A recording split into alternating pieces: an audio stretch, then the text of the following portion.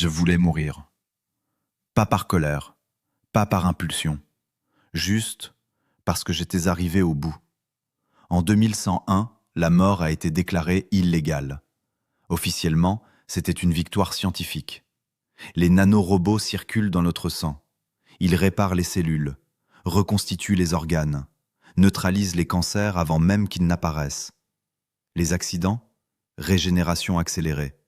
Le vieillissement, ralentissement cellulaire programmé. On peut vivre 2 siècles, peut-être plus. Au début, tout le monde a applaudi. Plus de deuil, plus de pertes prématurées, plus d'injustice biologique. Puis des lois ont changé. La mort volontaire a été classée comme destruction illégale de capital biologique. Parce qu'un corps en bonne santé est un actif économique. Chaque citoyen représente des décennies d'expérience, de production, de données. Mourir, c'est gaspiller. J'ai 147 ans. Mon corps fonctionne parfaitement.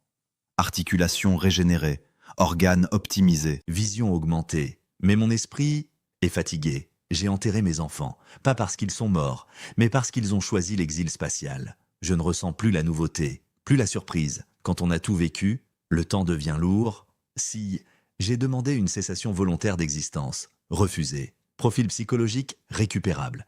Ils m'ont proposé une reprogrammation émotionnelle, un ajustement chimique, plus de dopamine, plus de sérotonine. Mais je ne voulais pas être heureux artificiellement. Je voulais juste m'arrêter. Alors j'ai essayé. Je me suis jeté d'une tour, impact à 142 mètres, fracture de multiples, arrêt cardiaque temporaire. Les nanorobots ont reconstruit mes os en 4 heures.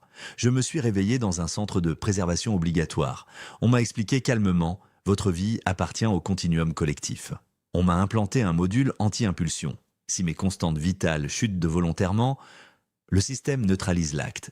Même la tentative m'est retirée. Je suis protégé contre moi-même. On appelle ça le droit à la continuité. Les publicités parlent d'éternité comme d'un privilège, mais personne ne parle de l'épuisement, de la saturation émotionnelle, de l'accumulation infinie de souvenirs. Quand la mort disparaît, la fin disparaît aussi. Et sans fin, les moments perdent leur valeur. Parce que ce qui rend une chose précieuse, c'est qu'elle peut s'arrêter. Je regarde le ciel parfois. Whisper, je me demande ce que ça ferait de simplement disparaître. Pas par tristesse, mais par complétude. Et je me pose cette question. Si vivre devient obligatoire, est-ce encore une vie ou une détention biologique ?